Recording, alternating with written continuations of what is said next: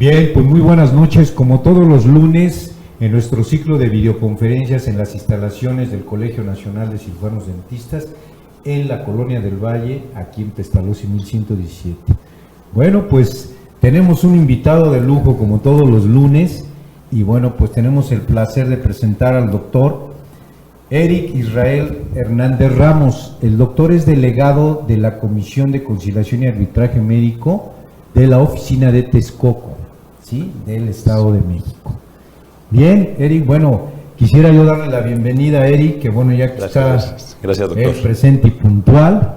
Nos acompaña también el subcomisionado de seguimiento, el doctor Alberto, que ya habrá oportunidad al finalizar de presentarlo, él apoyándonos. Y bueno, pues vamos a darle entrada. El doctor eres médico cirujano. Así es. Sí, tiene su especialidad. Estamos en la administración hospitalaria. En administración hospitalaria, y bueno, pues es todo un funcionario de la comisión. Así es. Sin más preámbulo, vamos a invitar a Eric, por favor, que nos comparta este tema tan importante como es hablar del expediente clínico y lo que en un momento dado se solicita a través de un medio de conciliación como es la Comisión de Conciliación y Arbitraje Médico, ¿sí? Cada estado de la República sabemos que tiene una oficina, y bueno, pues el estado, teniendo un territorio tan amplio, no podía faltar. Bien, al finalizar de su presentación del doctor, vamos a invitar a aquellos que nos acompañan el día de hoy, agradeciendo de antemano, que por favor nos hagan llegar sus preguntas, sus dudas, para que le demos tiempo, unos 10 minutos, para que se dé contestación a ello. Bien, Eric, bueno, pues bienvenido. Gracias, gracias, doctor. Vamos a darle seguimiento a su videoconferencia.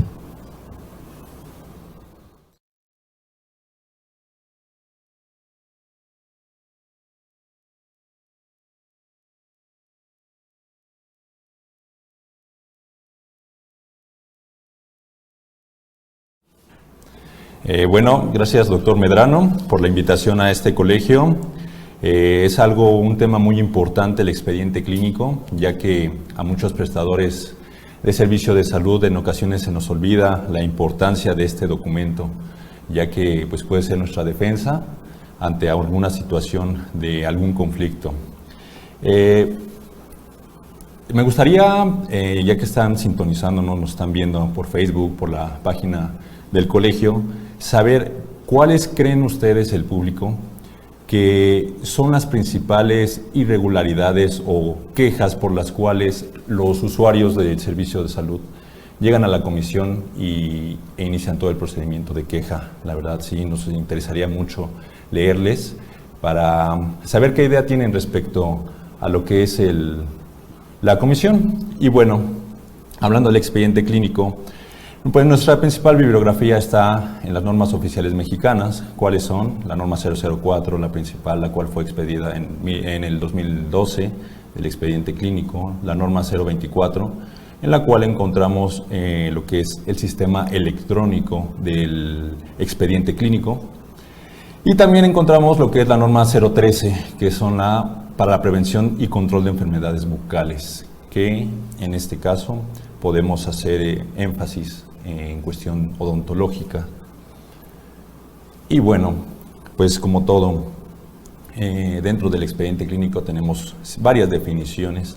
Vamos a poder usar en este momento lo que nos dice la norma, el cual dice o nos comenta, es un conjunto único de información y datos personales de un paciente que se integra dentro de todo tipo de establecimiento para la atención médica.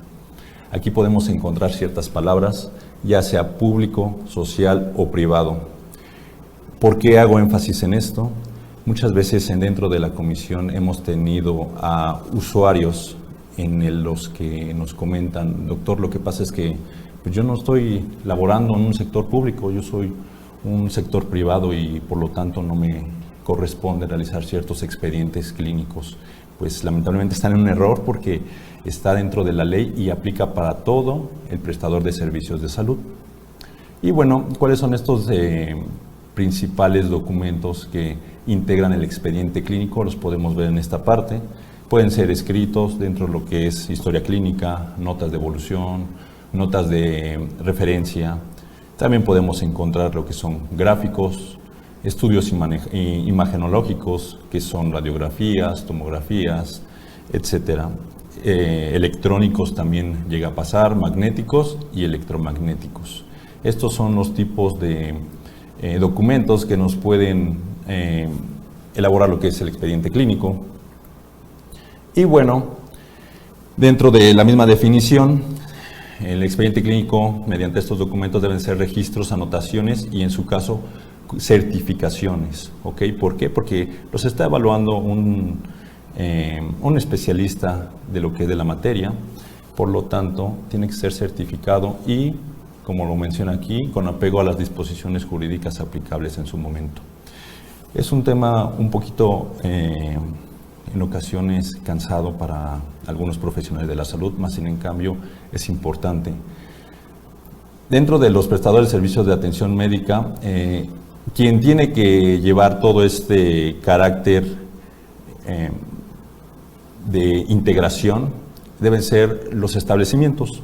En lo que respecta a instituciones como IMSS, ISSSTE, ISEM, Salubridad, son el establecimiento quien tiene que llevar todos los expedientes clínicos. Ahora, también encontramos que en cuestiones privadas, quien tiene que llevar el ordenamiento y el archivo de lo que es el expediente clínico es como tal la institución que está presentando la atención médica, más sin en cambio también son responsables de ellos los médicos, odontólogos, enfermería o cualquier tipo de personal que laboren dentro de esa institución. ¿Ok?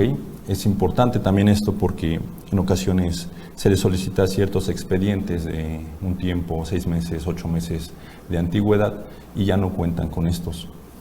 Aquí establecemos claramente quién es el que tiene la responsabilidad de guardar, salvaguardar esa información y sobre todo cuidar la privacidad de esto, porque se maneja un poquito de temas delicados y no se tiene que estar difundiendo esta información. Y bueno, ¿qué es lo que debe de integrar el expediente clínico? El expediente clínico necesita el tipo, ya sea odontológico, ya sea médico, tiene que llevar el nombre del usuario, el nombre de la institución, el domicilio, en su caso también el establecimiento donde está ubicado. ¿Okay? También tiene que llevar lo que son la razón y denominación social del propietario o concesionario. ¿A qué se refiere esta parte? Pues muy claro, se refiere a las cuestiones privadas que se otorgan por medio de los servidores que prestan sus servicios a lo que son dentro del área de salud. Tiene que tener nombre, sexo, edad y domicilio del paciente, y también el médico, así como otros profesionales o profesional técnico que intervengan en la atención que se le brindó a este paciente, así sea la enfermera, así sea el cuidador, el médico o algún otro persona profesional de la salud que le brinda la atención, tiene que estar registrado. Es muy importante esto porque en ocasiones hemos tenido algún tipo de queja que mediante esos escritos que se plasman en el expediente clínico podemos llegar a ver el actuar médico, si fue el adecuado o no. Y bueno, los expedientes clínicos son propiedad de la institución o del prestador de los servicios médicos de los que quien lo genera, ya lo comentamos anteriormente, depende mucho de si se elabora en lo que es una institución privada o una institución pública. Y en caso de instituciones del sector público, el paciente tiene derechos de titularidad sobre la información para la protección de salud. ¿A qué se refiere esto? Que el usuario o el paciente tiene todo el derecho de pedir su propio expediente médico, ya que entra lo que son información de transparencia. Por lo tanto, como son su propia información del paciente, por ende es necesario dársela. En un momento, en unas cuantas diapositivas se mencionará cómo debe ser esto, en qué rubro se debe de otorgar la información solicitada por los usuarios. Y bueno, lo que ya les había comentado anterior en unas cuantas diapositivas, ¿a qué se refiere? En el tiempo que la unidad que presta los servicios de salud o el médico, quien está atendiendo al paciente. ¿Cuánto tiempo tiene que salvaguardar estos documentos? Pues la norma oficial dice que un periodo mínimo de 5 años, contados a partir de la fecha del último acto médico.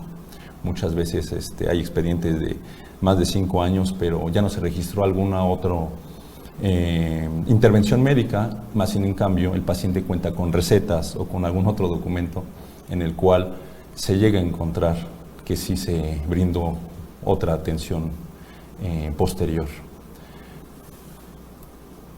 Y bueno, pues yendo a una parte muy importante del expediente clínico, la historia clínica, el formato que lo establecí así fue para, más que mencionar lo que se requiere dentro del expediente clínico, es como dar ejemplos de la importancia de cada uno de estos documentos.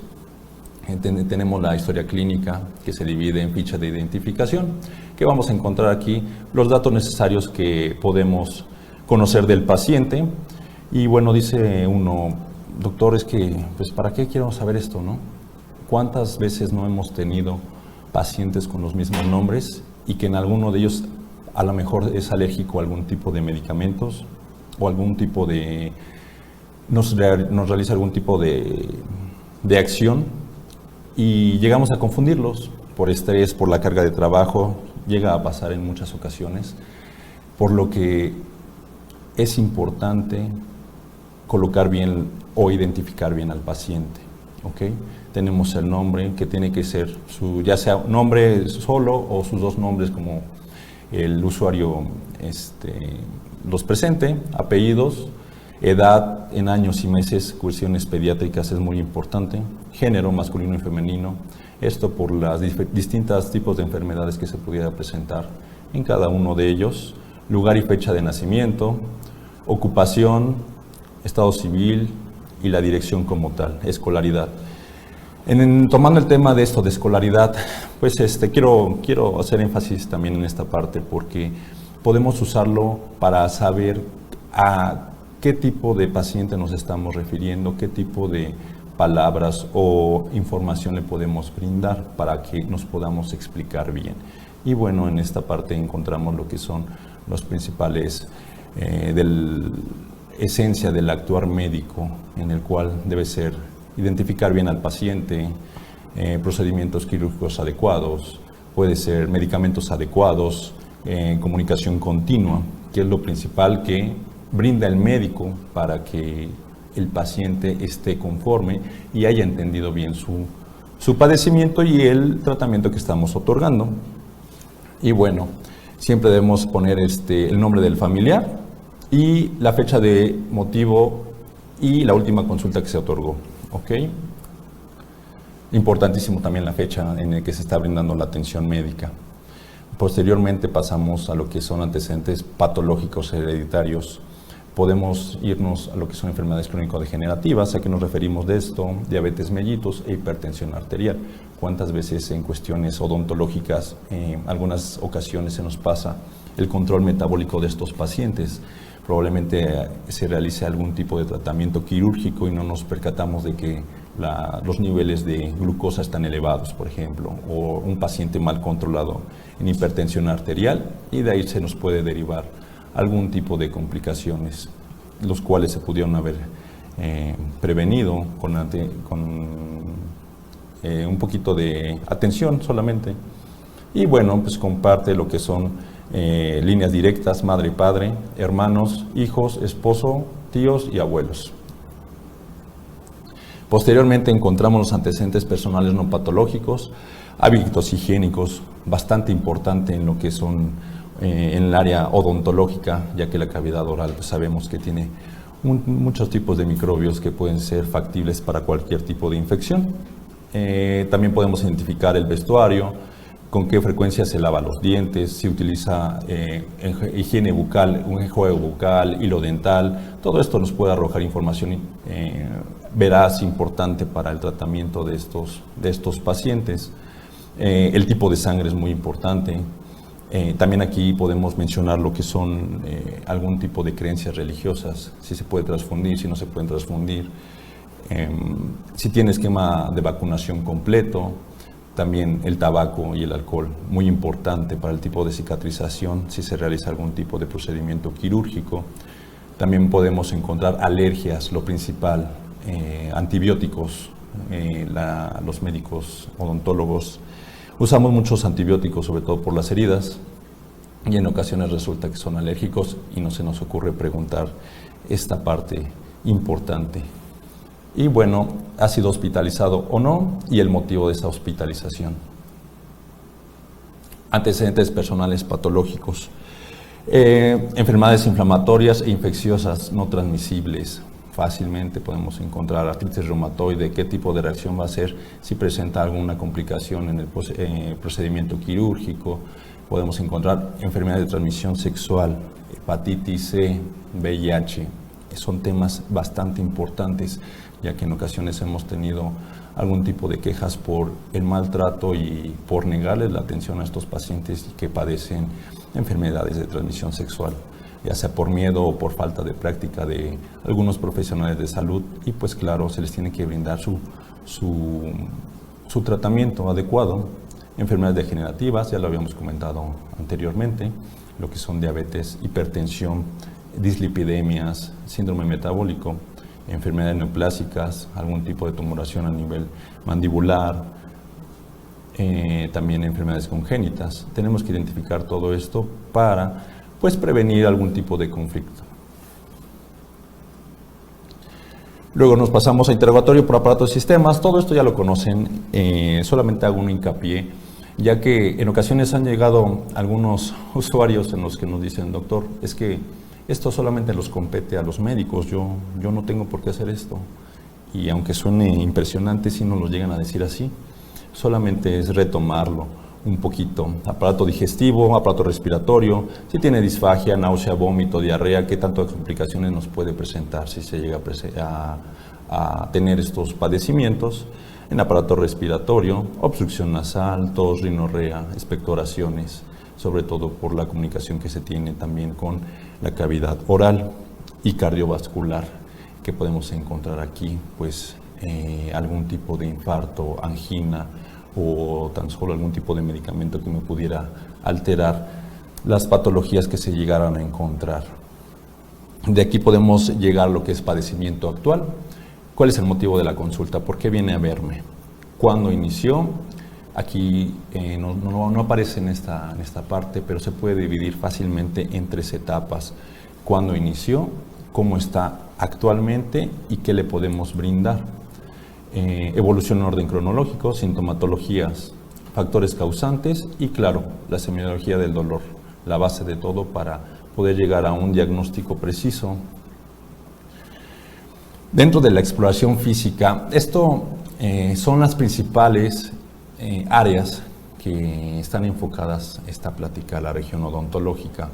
En cuestión médicas, pues nos decimos que es una revisión cefalocaudal normalmente.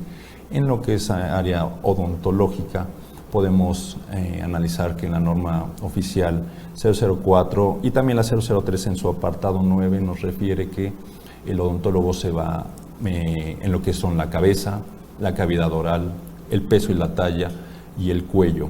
Ahora, también esta parte es importante en donde dice registro de signos vitales. ¿Por qué? ¿Por qué, doctor? ¿Por qué registro de signos vitales? ¿Qué tal si el paciente por algún tipo de enfermedad empieza a hacer una complicación antes de tan solo atenderlo y por no registrarlos, pues ocurre una complicación? La importancia de esta revisión, y sobre todo enfocada a lo que son la región cefálica, es dentro de lo que de odontología vamos a usar el odontograma y el periodontograma. Es muy curioso, algún tipo de experiencia que hemos tenido en la comisión, que muchas veces en el carnet solamente viene nombre del paciente, dirección, edad, ficha de identificación, un interrogatorio un poquito insuficiente y aparece esta parte, este odontograma. Y de ahí en fuera, en cada revisión, no encontramos otro tipo de odontogramas. Claramente, la norma oficial 0013 viene esta leyenda llenar odontograma inicial y periodontograma, de acuerdo a la nomenclatura de la Federación Dental Internacional. Pero no solamente se queda ahí. Si el prestador de servicios le está brindando atención por citas, la norma dice o refiere que por cada cita y por cada revisión al paciente se debe realizar un nuevo odontograma, colocando las nuevas lesiones o la curación como tal de las piezas odontológicas, cuando muchos no lo realizan. Y bueno, en esta parte lo checamos, lo que les acabo de comentar. Elaborar un odontograma y periodontograma de seguimiento, registrar el tratamiento efectuado en cada cita, en dado caso de que ya haya concluido el tratamiento otorgado por el prestador de servicios, en qué condiciones se está dando de alta al paciente. ¿Okay? Se les debe explicar con palabras que los usuarios nos puedan entender, porque muchas veces se nos olvida que somos un poquito científicos y usamos palabras muy técnicas en el que pues al usuario o al paciente no le queda más que decir, ¿sabe qué, doctor? Sí, le entendí perfecto. Más por pena que por que en realidad haya entendido, ¿no? Y bueno, debe ser firmada por el paciente o por el representante legal. Esto, el por qué, pues para saber que está satisfecho de su tratamiento otorgado y de su explicación. Dentro de lo que es el expediente clínico, también encontramos estudios auxiliares del diagnóstico. Es importante esto, compañeros odontólogos, compañeros médicos que también nos podían estar viendo. En ocasiones hacemos diagnósticos sin tan solo requerir, con la pura clínica. Dentro de la área odontológica se manejan mucho lo que son radiografías. Cuando me hacen diagnósticos que se deben hacer por medios radiográficos, pero más sin en cambio me comentan los usuarios, los pacientes, que nunca se le realizó algún tipo de estudio en el cual se confirmara ese diagnóstico, y pues obviamente incluye por ahí una queja y se tiene que dar seguimiento. Esos estudios solicitados deben de incluir interpretación, deben de incluir también nombre y firma legible del responsable de quien está interpretando esto y registrarlo en el expediente clínico. Muchas veces no tenemos más que el original, podemos sacarle una copia para tener una base o información que nos pueda respaldar del tratamiento que se le dio. Y mediante esto el diagnóstico debe ser clínico terapéutico, nunca tratar de inventar nada y registrarlo conforme a la clasificación internacional de enfermedades. Posteriormente pasamos a, después de tener el diagnóstico, elaborar un plan de tratamiento. ¿Okay? Se tiene que registrar claramente la fecha de la primera consulta y las citas subsecuentes. Hay que ser un poquito responsables en esto, ya que muchas veces pacientes que, aunque sea una revisión, no la registramos, puede ser ahí clave importante si se llegara a presentar una queja. ¿Sabe qué, doctor? El paciente no vino a limpieza, no vino a curación, pero pues se nos olvida un poquito registrarlo en lo que son el expediente clínico. Al contrario, si se registrara, pudiéramos comprobar que se estaba otorgando el tratamiento, más sin en cambio el paciente no siguió los adecuados indicaciones que se les dio por parte del médico o del odontólogo.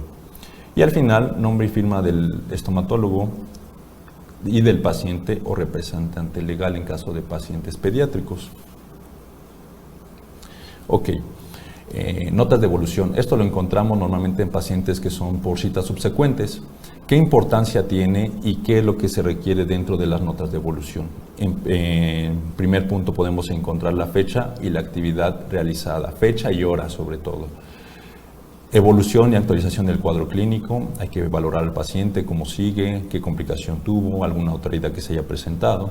Signos vitales muy importantes, en ocasiones hay pacientes que se nos empiezan a complicar, nos hacen algún tipo de síndrome inflamatorio y no nos damos cuenta que tan solo tenía una infección elevada de temperatura, elevada la frecuencia cardíaca y empiezan con complicaciones. Importante un diagnóstico y un pronóstico y plan de tratamiento. En ocasiones los prestadores de servicio de salud ni siquiera colocamos un diagnóstico del cual estamos tratando, ¿ok? Y el plan de tratamiento adecuado al diagnóstico que se haya realizado. Es importante, se vuelve a retomar en esta parte, la interpretación de los estudios solicitados y el tratamiento e indicaciones terapéuticas por el odontólogo. Sobre todo en esta parte cuando se llegan a usar antibióticos, se debe de estipular y mencionar al paciente qué efectos adversos le puede hacer, qué tipo de vía debe de llevar, vía oral, vía intramuscular, vía parenteral. Tiene que ser también por cuánto tiempo. En muchas recetas hemos encontrado antibióticos que solamente viene el nombre del antibiótico y cada 12 horas. Ni siquiera lo concluimos cada 7, cada 10 días, dependiendo lo que se esté tratando. Y bueno, también así la duración y la periodicidad que se va a estar utilizando, sobre todo el tipo, podemos encontrar en el tipo de analgésicos y los efectos adversos que nos pueden provocar esto. Nota de interconsulta.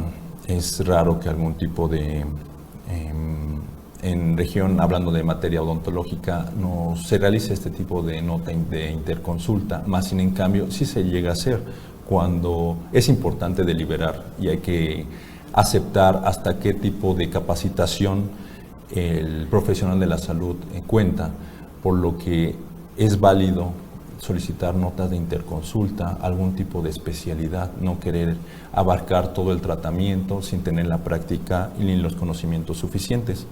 ¿Qué es lo que necesita esta nota de interconsulta? ¿Qué requisitos se debe de llevar? Bueno, tienen que ser los criterios de diagnóstico, nombre a quién se dirige, estudios de gabinete y de laboratorio que se haya solicitado por el prestador de servicio de salud y sugerencias de diagnóstico y del tratamiento, qué se está sospechando y el por qué se está enviando para confirmar el diagnóstico y darle un tratamiento adecuado a este paciente, así evitando algún tipo de complicaciones. Bueno, esta nota, también hay notas de referencia. La nota de referencia debe ser elaborada por el estomatólogo y anexar una copia de un resumen clínico del paciente y la terapéutica que ya se haya iniciado. Normalmente son, o se alcanza a ver este tipo de notas de referencia en pacientes que ya han sido tratados con múltiples profesionales de la salud y más sin en cambio no presentan algún tipo de alivio. ¿Qué más podemos encontrar en estos? Datos que genera a quien se envía, datos generales de quién los envía, motivo de envío, diagnóstico y diagnóstico presuntivo. Aquí también podemos agregar qué tipo de tratamiento se le ha dado y más sin en cambio qué complicaciones se ha presentado. Vamos a una parte muy importante, el consentimiento informado. Muy importante porque normalmente los prestadores de servicio de salud realizamos procedimientos de mínima invasión, tan solo con aplicar algún tipo de anestesia, abrir una herida. Ya es necesitamos una carta de consentimiento informado para lograr hacer esto. Es un documento médico legal en el cual muchos pacientes creen que al momento de firmarlo ya están declinando, ya están quitando responsabilidad al médico y están en un grave error, ya que solamente es un documento en el cual se les está explicando a los pacientes qué es lo que se les está brindando, qué tratamiento se les está proponiendo, qué efectos adversos puede tener y claro, siempre en primera instancia el tratamiento debe ser, tiene que tener mayor peso la curación que las mismas complicaciones, si no, no tiene caso proponerlo. Dentro del consentimiento informado, bueno, se debe de expresar al usuario, al paciente, de forma muy sencilla y con palabras que ellos nos pudieran entender qué es el diagnóstico que se le está otorgando. También podemos encontrar qué tipo de complicaciones pudiera tener al tratamiento que se le está indicando, señalar algún tipo de diferencias de tratamiento. Esto es muy importante. Antiguamente se encontraba lo que es la medicina paternalista, en el cual el médico o el odontólogo decidía el tratamiento por el usuario, por el paciente. Más sin en cambio, en la actualidad ya se debe de proponer ciertas alternativas del tratamiento y que con toda honestidad y sinceridad se le tiene que brindar al paciente para que ellos puedan decidir por qué vías se tienen que o por qué vías se inclinan para el tratamiento. Esto es muy importante. El consentimiento, la carta de consentimiento informado puede ser revocable siempre y cuando no se haya iniciado el procedimiento del cual se está indicando. Y bueno, indicar que después de explicar los procedimientos, el paciente elige el procedimiento clínico y detallarlo. Cuáles son el proceso de este tratamiento que se le está otorgando. Es importante informar y anotar que existen riesgos e imprevistos que son inherentes a la capacidad del médico. Especificar que siempre se buscará el bienestar y la seguridad y la calidad de los procedimientos clínicos. Siempre se realiza con la mayor atención y el mayor empeño por parte de los prestadores de servicios médicos, más sin en cambio no podemos saber si tan solo con la simple anestesia pueda tener efectos adversos. Es importante señalar esto y establecer que no obliga al odontólogo en este caso a realizar un procedimiento cuando ello implique mayor riesgo que beneficio. Lo que ya se había comentado siempre, por medio se ve el beneficio que el riesgo. Ahora, bueno, la carta de consentimiento informado. ¿Qué requisitos son los que tiene que llevar? Nombre del paciente, nombre de la institución, nombre del estomatólogo, descripción de la intervención y objetivos que se persiguen dentro del tratamiento, las molestias y los riesgos que se pueden llegar a presentar durante el procedimiento, y también se deben encontrar los beneficios esperados con el tratamiento que se está brindando.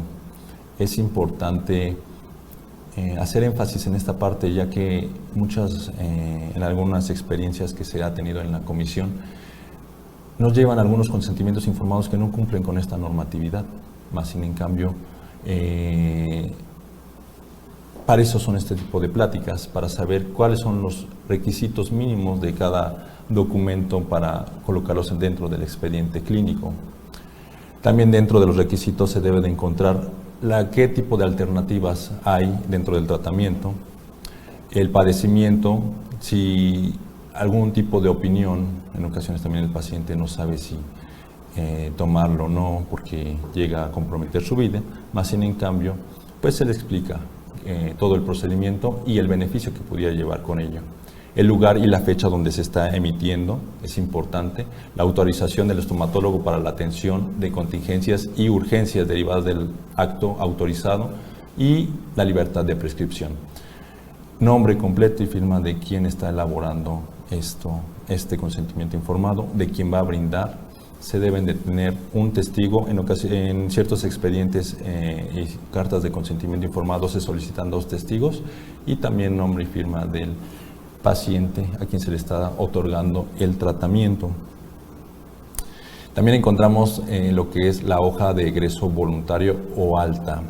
Hemos tenido algunos conflictos en esta parte, donde los usuarios llegan, nos comentan que el médico u odontólogo no le quiere brindar una hoja de especificaciones, un tratamiento para su padecimiento, porque ellos quisieron darse de alta voluntaria.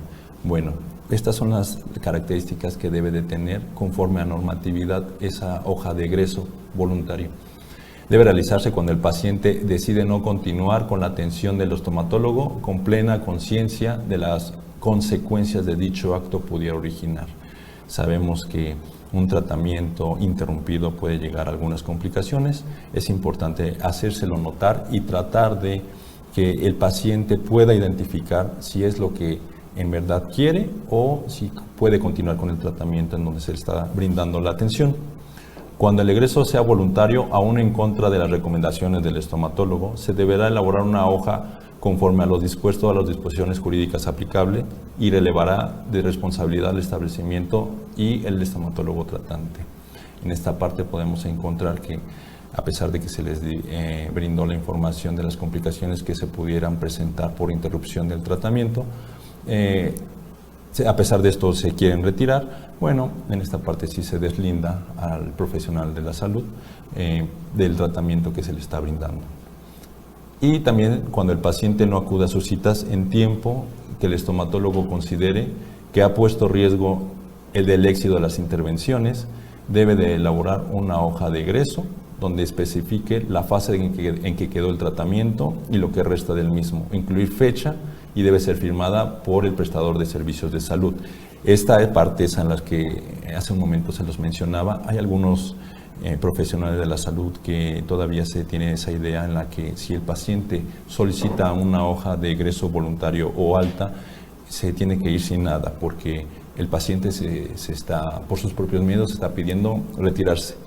No es el caso. Sí se debe de elaborar un resumen clínico en donde se explique en qué etapa del procedimiento o del tratamiento que se le está brindando al usuario, al paciente, quedó, y también, muy importante, la fecha y la hora en que se está retirando al paciente.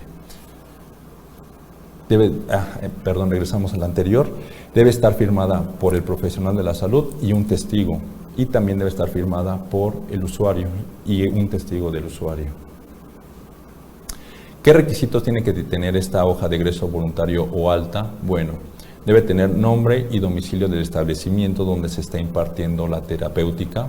Fecha y hora de egreso es muy importante. En ocasiones ha habido quejas en las que se complican media hora posterior a que se dieron de alta voluntaria. Bueno, dentro de la fecha y hora de egreso ya está estipulado que el paciente, a pesar de explicarle todos estos riesgos, él decidió por su propia cuenta retirarse y no continuar con el tratamiento que se le brindaba. Debe tener nombre completo del paciente o del representante legal en su caso, edad, parentesco, nombre y firma, en dado caso de que sea un representante legal.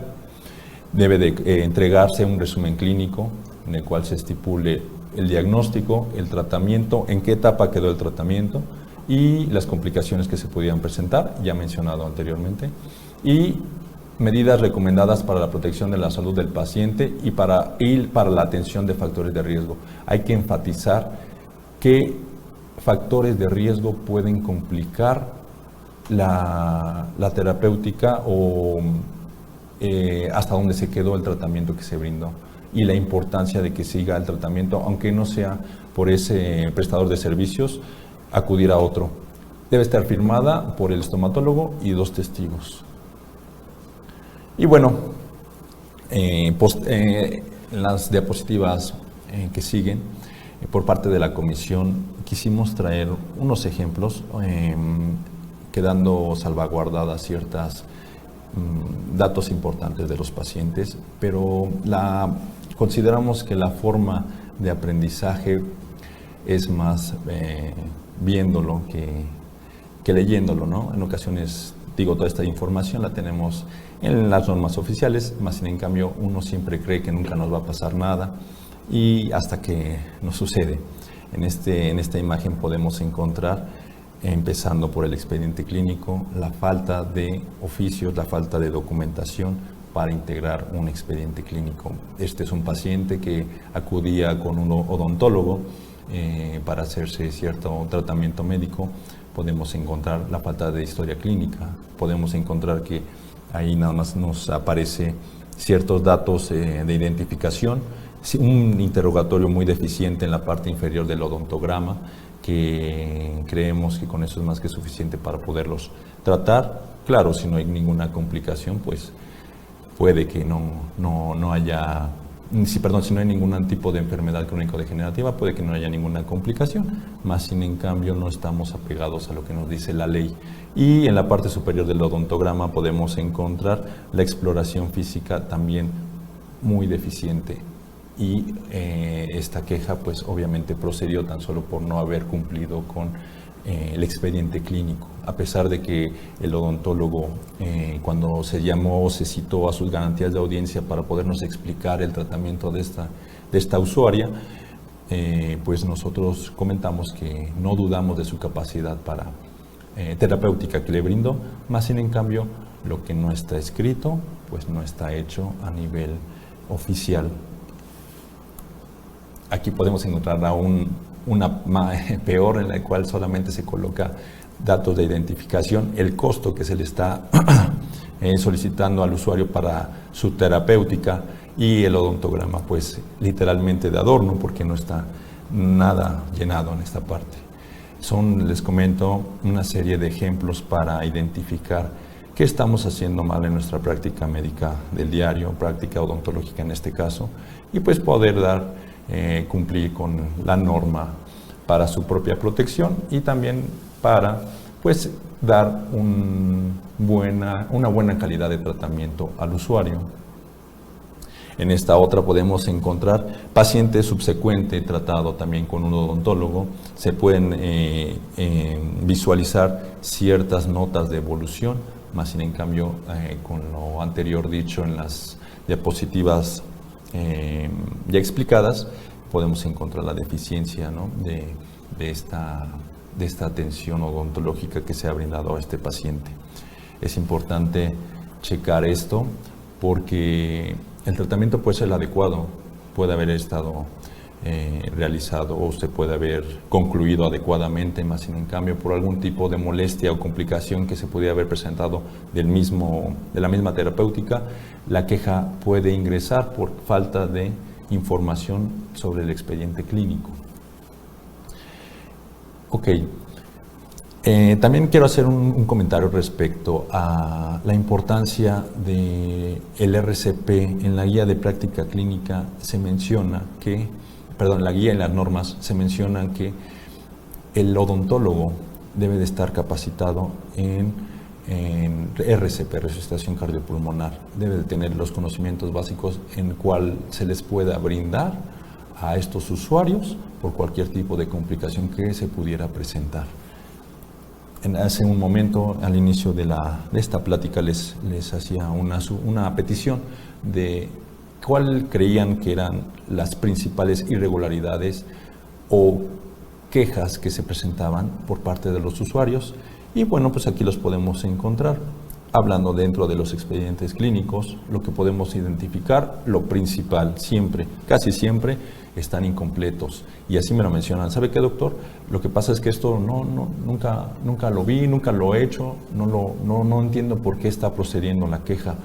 Más sin en cambio, esto está en la ley, en las normas oficiales y se tiene que hacer expedientes completos, lo que ya se mencionó, historia clínica, notas de evolución, estudios solicitados, hojas de egreso, hojas de referencia, algún tipo de interconsultas que se pudieran presentar. También es muy importante que los odontólogos estemos un poquito de la mano con los médicos, ya que si se presenta algún tipo de enfermedades crónico-degenerativas, podemos llevar el adecuado control para algún tipo de terapéutica quirúrgica que se pudiera presentar al odontólogo, no tenga ningún tipo de complicación y la recuperación de este paciente sea el adecuado. Recordemos que nosotros estamos para evitar quejas, no para... Claro, también las resolvemos, pero nuestro principal objetivo es evitar esas quejas por la mala calidad o la mala praxis médica. Encontramos también que dentro de los documentos ya mencionados, pues son ilegibles, ¿no? Normalmente los llenamos a mano y somos muy característicos, no todos, pero que se quejan mucho de nuestro tipo de letra, que no se les entiende, que le dieron un tratamiento en la farmacia tal vez que no era el que había solicitado el médico. Hay que tratar de realizar y de hacer bien nuestras notas. Se encuentran notas sin fecha ni hora, no sabemos cuándo se dio esa atención, cuándo se dio esa revisión. Es muy importante cuándo evolucionó el problema, cuándo inició todo. Los signos vitales, como ya se comentó, para tratar de identificar tan solo una infección se puede analizar en los signos vitales. Se encuentran notas, historias clínicas, notas de evolución, consentimientos informados sin firma, sin nombre de los médicos. Entonces es importante cumplir con toda la normatividad y lo más importante en esta parte, han llegado a realizar algún tipo, nuestros compañeros odontólogos, tipos de procedimientos quirúrgicos sin un consentimiento informado, sin esa explicación tan importante hacia el paciente de la terapéutica que se está brindando. Estas son las principales irregularidades que se presentan dentro de la comisión. Y bueno, la siguiente diapositiva también es muy relevante. Creemos que es como la Comisión de Conciliación y Arbitraje Médico solamente aplica para los médicos y sus subespecialidades o especialidades, pues lamentablemente en esta pequeña gráfica, en esa pequeña tabla, podemos identificar que odontología es el número 1 en quejas por una mala integración de expediente clínico, por algún tipo de mala práctica que se haya realizado, llegando a un total hasta el 2017 de 220. Aparentemente en este año ya se llevan registradas 15 de pura odontología, y es muy curioso que los odontólogos no me sepan explicar la importancia de un expediente o el por qué no elaboran un expediente. En esta parte también es importante señalar que los profesionales odontológicos en ocasiones, a pesar de que su tratamiento haya sido el adecuado, la importancia de los estudios de gabinete y de laboratorio, llámese radiografías y estudios de sangre, biometrías, químicas sanguíneas, como no se llegan a solicitar, tienen una complicación del mismo tratamiento, por lo que es de suma importancia solicitar estos tipos de documentos. Y bueno, en esta noche tenemos al doctor Carlos Alberto Leiva, que nos está acompañando para cualquier tipo de duda que se presente, y bueno, con gusto se las vamos a resolver. No sé si se haya presentado algún tipo de comentario, algo al respecto, dentro de las páginas de Facebook, la página de la comisión, del colegio, perdón. Con gusto se las haremos saber. También quería comentarles en esta plática esa importancia de saber las normas oficiales, ya que actualmente está entrando, bueno, no actualmente, desde el 2015 está lo del expediente electrónico.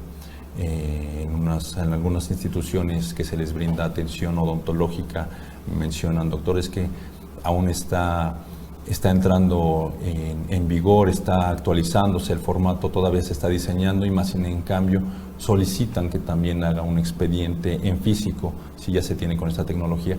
Lamentablemente sí, se tiene que corroborar, se tiene que realizar tanto en las instituciones que se cuente con este servicio electrónico, se tiene que realizar tanto electrónico como físico. Por algún tipo de complicación que se pudiera tener en la cuestión electrónica, se tiene registrado físicamente para poder brindar o solucionar algún tipo de conflicto que se pudiera presentar. También me gustaría comentar respecto a nuestra comisión. Somos la Comisión de Conciliación y Arbitraje Médico del Estado de México. Estamos a nivel estatal. Muchas veces nos llegan a confundir con algún tipo de otras instituciones, más sin en cambio hacemos una atenta invitación. Esa solamente fue una plática para que podamos identificar los principales problemas en los cuales estamos incurriendo y pues solicitar cierta información, la cual se puede brindar con gusto dentro de la comisión y en nuestras instalaciones que se encuentran en esta parte.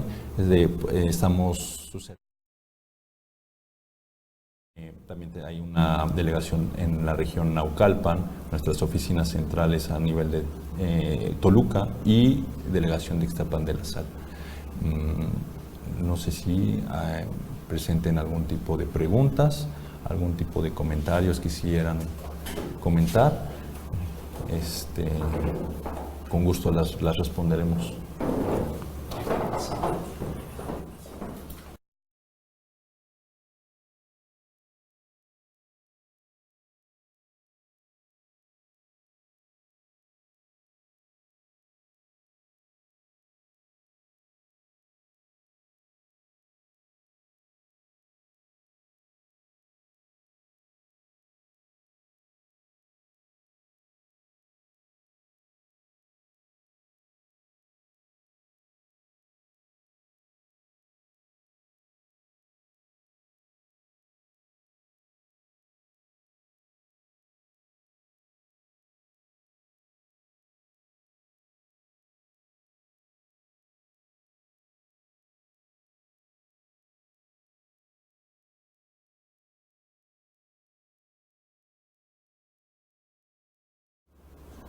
Bien, pues ya estamos de regreso por aquí. Hoy pues nos ilustraste.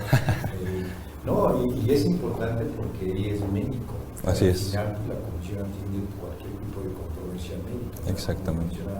Pues vamos a darle la bienvenida a nuestro doctor Carlos Alberto Leiva, que ya había estado con nosotros el martes pasado, ¿verdad? Con su comisionado. Como lo decía, el doctor Carlos Alberto Leiva, pues es el subcomisionado de gestión y seguimiento en Toluca. Así que la central de la Secamén. Exactamente, ¿verdad? exactamente. Bien, pues sí, efectivamente, hay algunas preguntas, bueno, fueron varias, la verdad de las cosas, y traté yo de concentrarla, pues en las partes sustantivas, ¿no? Que nos hiciste favor, Eric, de compartir, y que bueno, tal vez alguna de ellas también haya la participación de Carlos para podernos dar respuesta, ¿verdad? Bien, pues bienvenido, Carlos. Muchas gracias, doctor. Bien, pues mira, primeramente nos hacen la pregunta sobre cuál es el documento principal a requisitar de cualquier atención médica. Bueno, principalmente se pide todo el expediente clínico. Ya como lo habíamos mencionado, el expediente clínico cuenta con ciertos documentos que lo integran, que es la historia clínica, consentimiento informado muy importante, notas de evolución, notas de egreso, notas de referencias a algún tipo de especialidad en dado caso de que se haya presentado alguna complicación, y bueno, los estudios solicitados, en este caso rayos X, algunos estudios de sangre, todo lo que concuente el usuario, quien está acudiendo a presentar. Pues sí, yo creo que si hablaran de un documento principal, pues no es uno, sino son varios. Exactamente. Si hablaran de eso, pues es la historia clínica definitivamente, ¿verdad? Exacto. Para tener lo que es la anamnesis del paciente.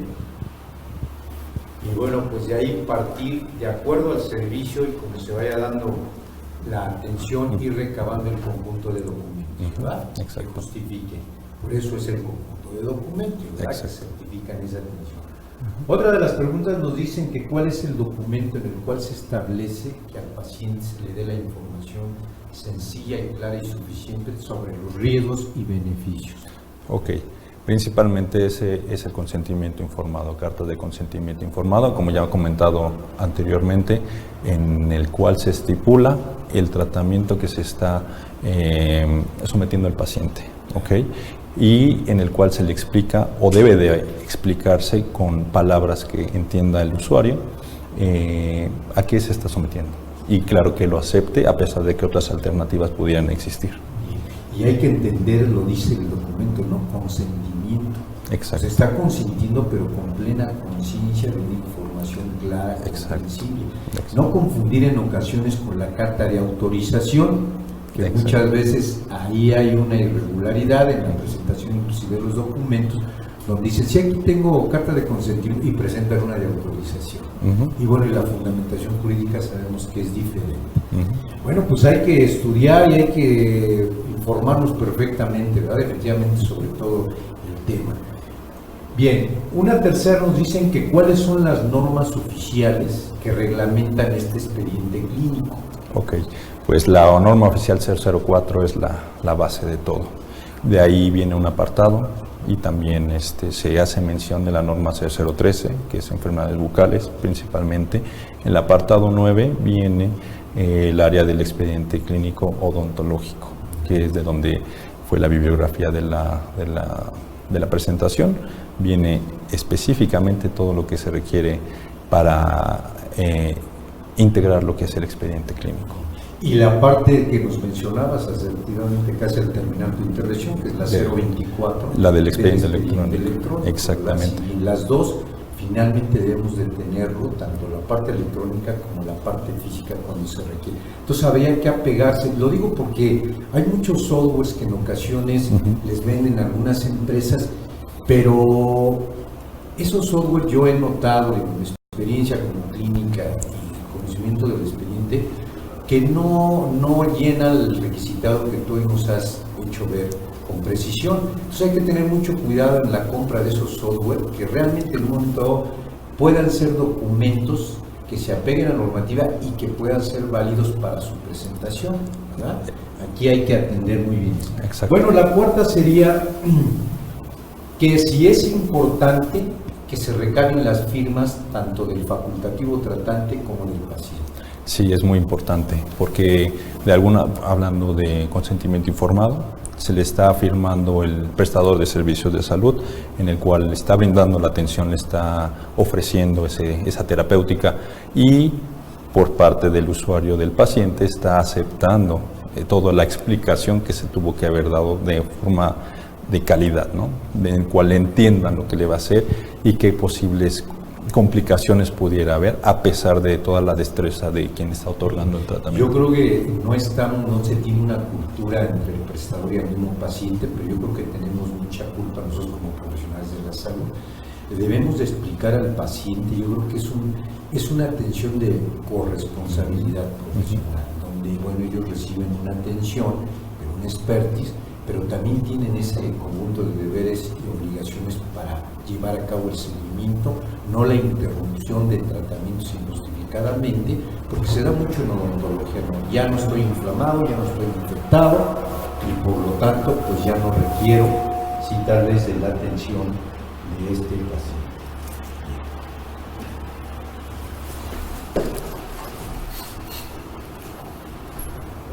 Bien, pues aquí nos hacen llegar algunas otras preguntas también, y que nos dice que dentro de las áreas de especialidad en odontología, ¿cuál es la que presenta mayor queja? Ok, normalmente no es tanto las especialidades, de hecho son cirujanos dentistas que en ocasiones hacen procedimientos que no tienen la suficiente destreza. Por lo tanto, pues el usuario va con un especialista, una revisión, una segunda opinión, y pues ahí es donde entra la queja, porque le dije el mismo profesional de la salud, ¿sabe qué? Tu procedimiento fue mal realizado. De hecho, ese es el mayor número de quejas, el por qué entra, no tanto de una especialidad, sino atribuciones que en ocasiones el prestador de servicios no cuenta con la destreza o la certificación suficiente y incluyen en algún tipo de complicación. Claro, yo creo que debemos de reconocer como todo profesional cuáles son nuestros límites de operabilidad. Aquí hay una pregunta que, por confidencialidad en la institución, no voy a mencionar, pero la pregunta va dirigida a que hay muchas instituciones gubernamentales que no están utilizando el medio electrónico como debiera, y estamos hablando de seguridad social, ¿no? Exacto. Aquí no lo especifica, pero quiero reservar esto porque no se trata de exhibir a nadie. En cuanto a su experiencia, ustedes también, Humberto, te hago partícipe en la parte de Toluca y antes, hay muchas quejas sobre lo que llaman el apartado B, ¿no? O el tipo de queja. Institucionalmente, ¿qué tantas quejas reciben de aquellos derechohabientes de diferentes instituciones de seguridad social?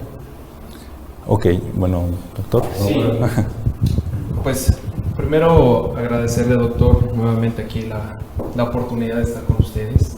Por favor, también agradezcale al doctor Rey. Y pues esta pregunta que nos acaban de hacer es muy interesante porque sí tenemos muy claro quiénes son las instituciones que incurren más en una situación adversa en esta atención hacia el usuario. Pero seremos muy honestos, la parte odontológica dentro de las instituciones, pues es poca la frecuencia.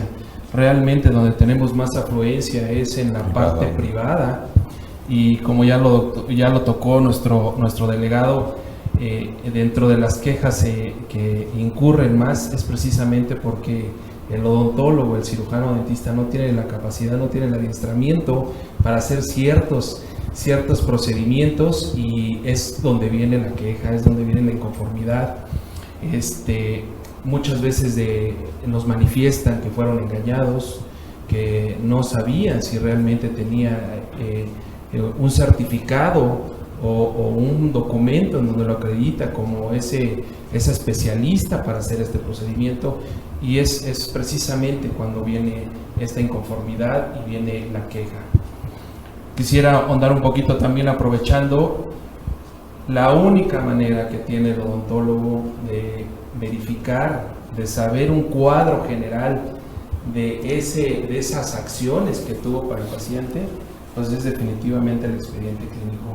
Por eso la importancia del día de hoy de que estemos aquí informando sobre este documento tan importante y que no solamente es la manera de cómo se va a describir las acciones que hizo el servidor de la atención, sino que también lo maneja la ley de carácter obligatorio. Entonces, de alguna manera, cuando no lo tenemos, pues ya estamos infringiendo una parte de la ley tan importante y que va a ser, repito, donde va a estar descrito todo el actuar del médico, del odontólogo, y cuando viene una situación adversa, pues es lo primero que nosotros solicitamos, doctor, para ver cómo fueron esas acciones, si estuvieron de manera adecuada, si se hicieron de manera correcta, y que tienen que ver mucho con lo que está ahorita vigente dentro de las acciones esenciales de seguridad para el paciente, que bueno, yo creo que será motivo de otro tema por lo amplio y por lo delicado que puede ser cada una de estos 8 puntos que menciona, también de carácter obligatorio, y que justamente el día de ayer cumple dos años de que salió en el diario oficial de la Federación, y que de repente todavía a 2 años hay mucha gente que no lo conoce, y todavía mucho más grave, doctor, no conocemos las normas, no conocemos las guías, y de repente hacemos procedimientos que tal vez ya no están vigentes, y por ende tenemos la posibilidad de que no salgan bien los procedimientos, no sea adecuada la atención hacia el usuario. Sí, bueno, pues en realidad tenemos todavía mucho trabajo por delante, ustedes como institución, nosotros como grupo colegiado representativo en México, tenemos algunos otros, pero bueno, el colegio siempre se ha preocupado por ello, ¿no? Por dignificar a la profesión, a la odontología mexicana, nos lo dijo el doctor Manuel Rey, fundando este colegio y bueno, dándole seguimiento al doctor Ricardo Rey, su hijo. Bien, pues hay muchas cosas que trabajar, yo creo que esta es una de las primeras y de tantas veces que vamos a solicitar su apoyo en estos rubros, ¿verdad? Y en algunos otros.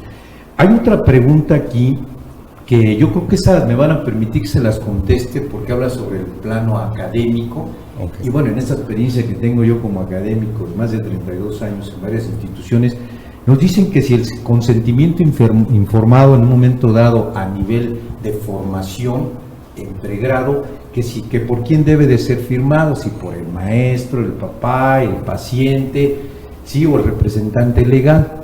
Bien, ustedes me van a escuchar esto. Bien, pues yo como académico, y finalmente siempre se habilitaron y se han habilitado formatos de las instituciones donde se apeguen a ese apartado de formación. Definitivamente los formatos de cualquier institución de formación profesional de pregrado y también de posgrado, donde ya en posgrado pues ya hay una patente del cual el profesional que está estudiando una especialidad, pues ya su responsabilidad recae definitivamente sobre él en cuanto, aunque esté asesorado por sus profesores especialistas, ¿verdad? Hay que aclarar ese punto. Todo lo que es documentación e intervención.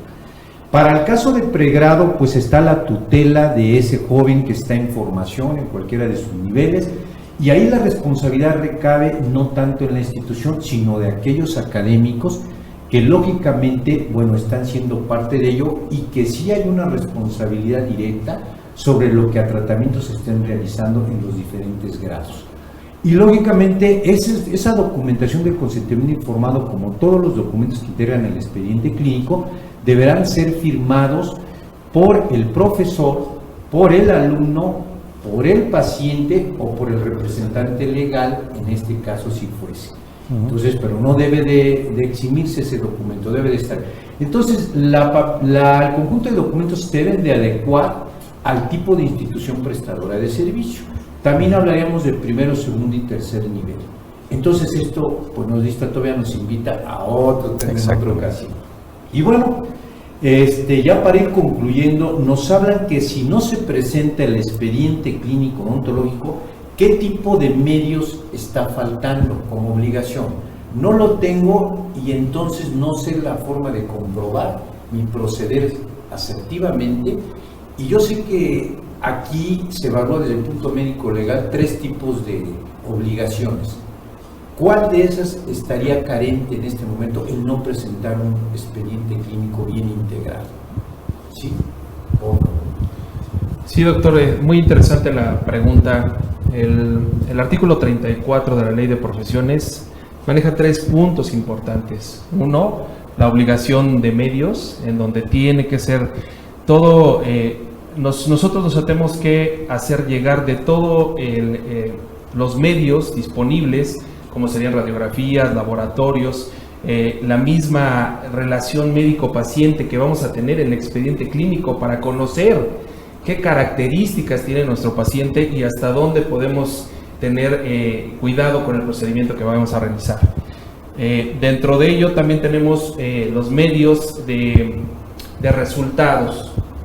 Los resultados de repente pueden ser de alguna manera obligados para el odontólogo, porque sí tiene esas características. Si nosotros, los odontólogos, los médicos, de repente tendrían esa situación de garantizar estos resultados. Y por último, la obligación de seguridad. Dentro de ello, bueno, pues ya está muy claro, yo lo acabo de mencionar, son las acciones esenciales. Y entonces estos 3 puntos son bien importantes, que tenemos que tomar en cuenta todo el que nos dedicamos al servicio médico, a quien nos otorgamos esta prestación médica, y que tiene que quedar muy claro para quien nos está escuchando, doctor. Bueno, pues sí, efectivamente, de esto poco se conoce y por eso la pregunta, qué bien que fue acertada. Digo que nos están haciendo porque dicen, bueno, ¿y qué tipo de obligaciones tengo? Pues son muchas. Paquete de tener una patente.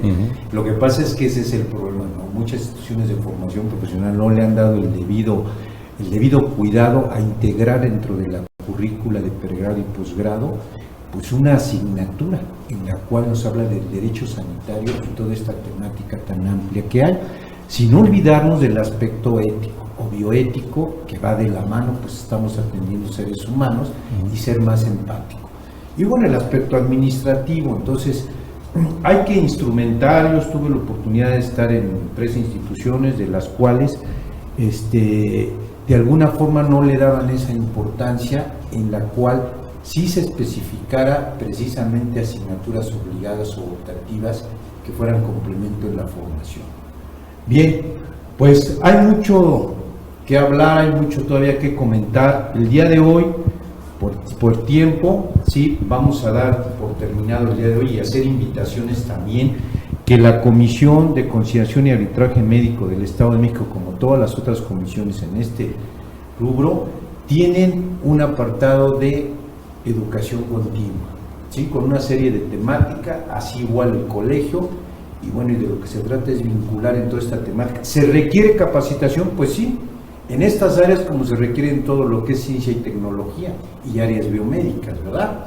Entonces no echemos en saco roto, ya dejaron los datos aquí los doctores para que en un momento dado, si hay una cercanía al Estado de México, acaban de tener su simposio, sí, ¿verdad? De cada año, también con una temática, nos hicieron favor de invitarnos, no pudimos estar ahí por cuestiones de compromiso, pero ya haremos espacio para que estemos presentes ahí. Con gusto. Nos invitan igual. Y bueno, pues, siguiendo la temática de este ciclo de videoconferencias, pues vamos a pasar a entregarle su reconocimiento al doctor Eric.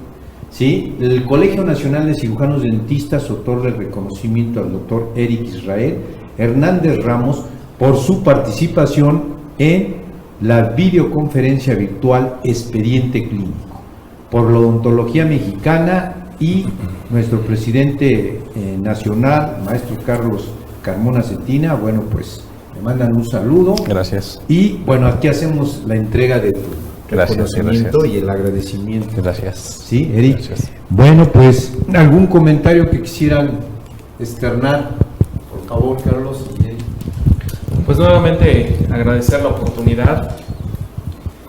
Por supuesto, esta información importante que se virtió el día de hoy, pues la tienen disponible, como ya lo mencionó nuestro delegado, dentro de estas 4 unidades importantes, y que es bien interesante que acuden los usuarios, acude la población, acuden los pacientes, pero muy pocas veces, doctor, acude un médico, acude un odontólogo, acude una enfermera, acude cualquiera que se dedica a esta parte de la salud, y la invitación siempre vigente de todos los días, que se acerquen con nosotros, que no somos quien catalogamos al médico, no somos quienes los juzgamos, sino somos quienes los orientamos, somos los que les damos la información, y que toda esta información que podemos ofrecerles, pues que sirva para lo más importante, doctor, para que blinden esta parte de la atención médica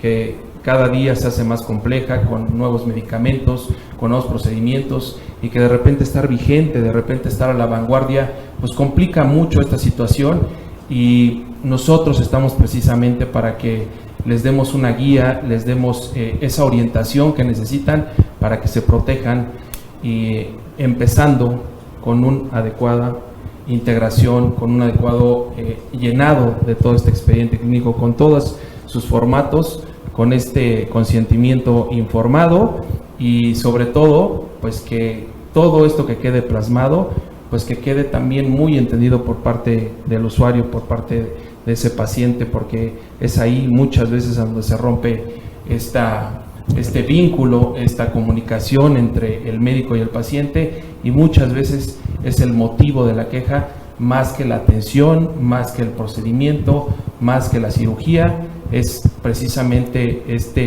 esta falta de comunicación asertiva, eficiente, doctor, y que nos lleva precisamente a que tengamos la queja presente dentro de nuestras unidades. Agradecerle nuevamente esta invitación, y bueno, pues aprovechar, mandarle un saludo a toda la comisión que seguramente nos está escuchando y que estará muy al pendiente de lo que informamos el día de hoy. Muchísimas gracias, doctor. ¿Algo? No, pues muchas gracias creo que traigo un micrófono aquí, por la oportunidad de acudir, de estar dando la información sobre la mejor calidad de la atención médica.